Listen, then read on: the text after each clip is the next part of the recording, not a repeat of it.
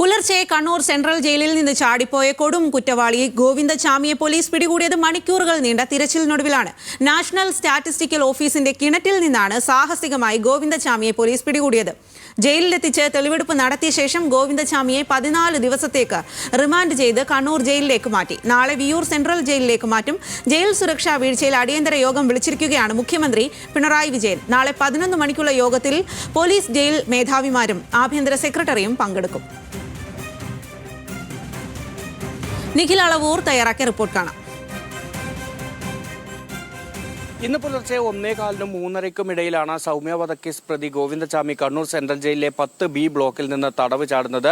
രാവിലെ 5:30യോടുകൂടി മാത്രമാണ് ജയിൽ ഉദ്യോഗസ്ഥർ ഈ 10B സെല്ലിൽ ഗോവിന്ദചാമി ഇല്ല എന്ന് മനസ്സിലാക്കുന്നത്. തുടർന്ന് ജയിൽ കോമ്പൗണ്ടിനകത്ത് ആദ്യഘട്ടത്തിൽ പരിശോധന നടത്തി. അവിടെ ഇല്ല. തുടർന്ന് CCTV പരിശോധിച്ചു.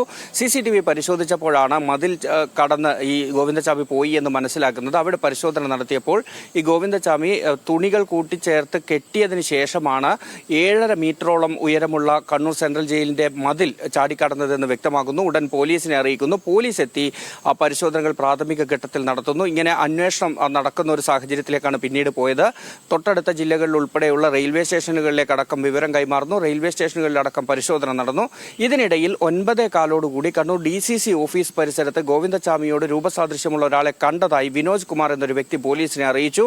തുടർന്ന് പോലീസ് ഈ DCC ഓഫീസിന്റെ പരിസരത്ത് പരിശോധന നടത്തുകയായിരുന്നു. ഈ പരിശോധനയ്ക്കിടയിലാണ് ഇവിടെ ആളൊഴിഞ്ഞ ഒരു കെട്ടിടത്തോട് ചേർന്നുള്ള കിണറിൽ നിന്ന് ഗോവിന്ദചാമിയെ കണ്ടെത്തിയത്. ഗോവിന്ദചാമിയെ കണ്ടെത്തി പിന്നീട് അവിടെ നിന്ന് പിടികൂടി കണ്ണൂർ ടൗൺ പോലീസ് സ്റ്റേഷനിൽ എത്തിക്കുന്നു. പ്രാഥമികമായി പോലീസ് ചോദ്യം ചെയ്യുന്നു. അതിനുശേഷം മെഡിക്കൽ പരിശോധനയ്ക്ക് ശേഷം കോടതിയിൽ ഹാജരാക്കുന്നു. കോടതിയിൽ ഹാജരാക്കി 14 ദിവസത്തേക്ക് റിമാൻഡ് ചെയ്യുകയും ചെയ്യുന്നു. ഇത്രയും കാര്യങ്ങളാണ് ഇന്ന് സംഭവിച്ചത്. കണ്ണൂർ സെൻട്രൽ ജയിലിൽ നിലവിൽ കഴിയുന്ന ഗോവിന്ദചാമിയെ നാളെ വിയൂർ ജയിലിലേക്ക് മാറ്റുമെന്നാണ് മനസ്സിലാക്കുന്നത്. ഏതായാലും ഈ ഗോവിന്ദചാമിയുടെ ജയിൽ ചാട്ടവുമായി ബന്ധപ്പെട്ട് ഗുരുതരമായ സുരക്ഷാ വീഴ്ച കണ്ണൂർ സെൻട്രൽ ജയിലിൽ ഉണ്ടായി എന്നുള്ളത് വ്യക്തമാണ്. ഇക്കാര്യത്തിൽ ഈ 3 ജയിൽ ജീവനക്കാർക്ക് സസ്പെൻഷൻ നൽകിക്കൊണ്ടുള്ള ഉത്തരവും പുറത്തിറങ്ങിയിട്ടുണ്ട്. ഏതായാലും മുഖ്യമന്ത്രിയുടെ നേതൃത്വത്തിൽ യോഗങ്ങൾ ഉൾപ്പെടെ വിളിച്ചു ചേർത്ത് ഈ സുരക്ഷാ പ്രശ്നം ചർച്ച ചെയ്യുക കൂടിയാണ് അടുത്ത ഘട്ടത്തിൽ ചെയ്യാൻ പോകുന്നത്.